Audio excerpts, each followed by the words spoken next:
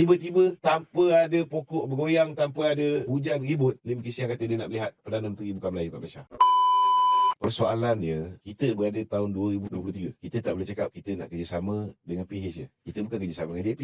Tak betul. Memang kita kerjasama dengan DAP. We got to admit it. Kita kena mengaku. Jangan kita bodohkan rakyat. Memang kita kerjasama dengan DAP. Apa masalah? PAS juga pernah bekerjasama dengan DAP. Bersatu pun pernah bekerjasama dengan DAP.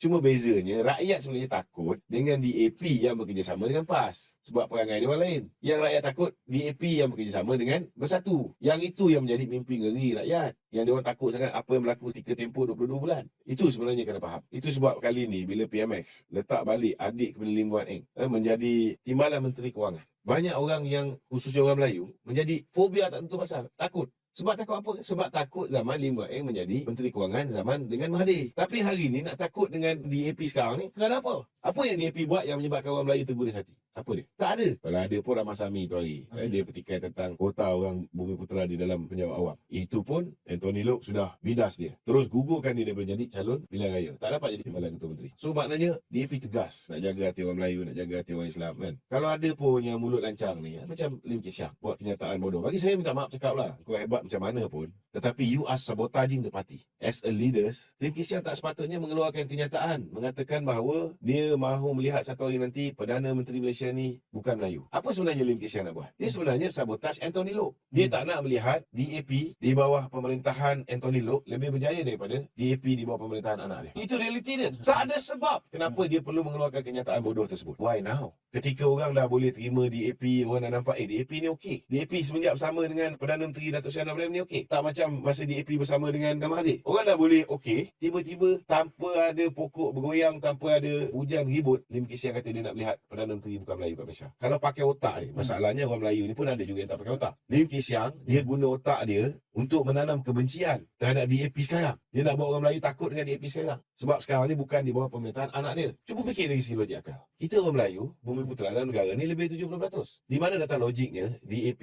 khususnya orang Cina, yang mungkin berapa puluh persen je, 20 lebih persen, campur dengan India 9%, tiba-tiba nak angkat bukan Melayu untuk menjadi Perdana Menteri. Dari segi logik akal, tak mungkin berlaku. Kalau saya nak cerita dari segi statistik, orang Melayu, orang Bumi Putera di dalam negara ni, kadar pembiakan dia ni, ialah dia beranak lebih ramai.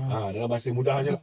Berbanding dengan anak orang Cina, orang India ni, satu orang, dua orang anak dia. Anak Melayu masih lagi 4 orang, 5 orang, 6 orang, saya anak 11. So, in long term, jumlah orang Melayu, orang Bumi Putera di dalam negara ni akan makin ramai. Dan yang ketiga, kalau dia sedar, sebenarnya kalaulah negara ni mengangkat bukan Melayu, bukan Bumi Putera, bukan pribumi. Ekonomi bukan pribumi dah kuasai. Ini kita kena terima hakikat. Ekonomi bukan pribumi dah kuasai. Tapi kalau kuasa politik pun bukan pribumi nak kuasai. Apa akan jadi pada negara ni? Negara akan berhadapan dengan huru-hara. Dan saya tak nampak DAP hari ni menuju ke arah nak menjadi parti tunjang yang memerintah negara ni, nak jadi Perdana Menteri. Dia orang pun tahu tak boleh. Tapi kenapa Lim Kisiang mengeluarkan kenyataan itu? Hanya untuk sabotaj Anthony Loke, rival anak dia. Itu je.